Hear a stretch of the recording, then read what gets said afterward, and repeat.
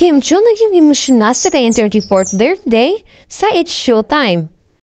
Happening right now on Showbiz Balita. Kim Chiu buwis-buwi ang naging performance niya sa kanyang birthday parade sa It's Showtime.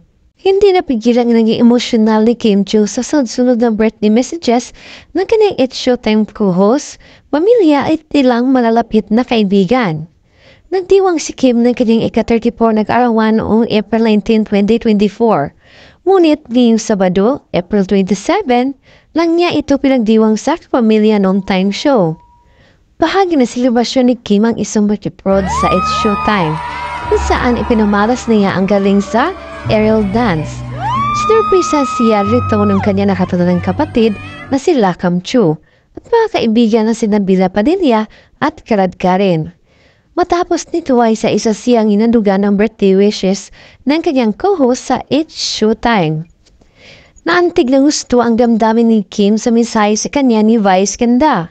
Ani ni Vice, isa si Kim sa editoring niyang totoong tapat na kaibigan, kaya't hindi siya papayag na maagabyado ito.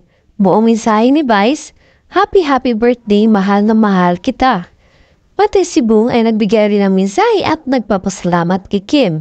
Naging emosyonal naman si Bong Navarro na magpasalamat sa kabutihan ni Kim sa kanya bilang isang katrabaho at kaibigan, lalo na noong panahong lugmok siya.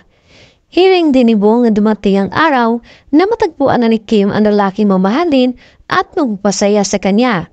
Matapos niya maghiwalay sa long-time boyfriend na si Zian Lim. Nagbigay rin ng mensahe ang nakatanggap kapatid ni Kim na si Lakam. Sabi nito, Kimi, as we all know, lahat naman tayo alam natin how big ang puso ni Kimi. Ito na masasabi ko, mahal kita. I know words are kulang to say thank you, but we'll always be here for you. Maraming salamat.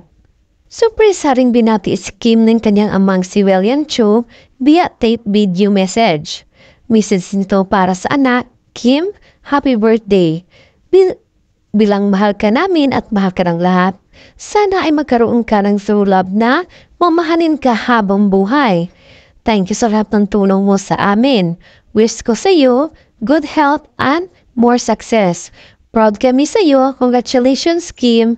I love you. Ang birthday message ni Paolo Abilino sa on-screen partner niyang si Kim. Sina Kim at Paolo ay unang nagkatambal sa hit series na Ninglang. At ngayon sa Philippine adaptation ng hit Korean novela series na What's Wrong with Secretary Kim. Short but sweet message ni Paolo kay Kim. Happy birthday, Kim. I know you weren't able to celebrate fully last year.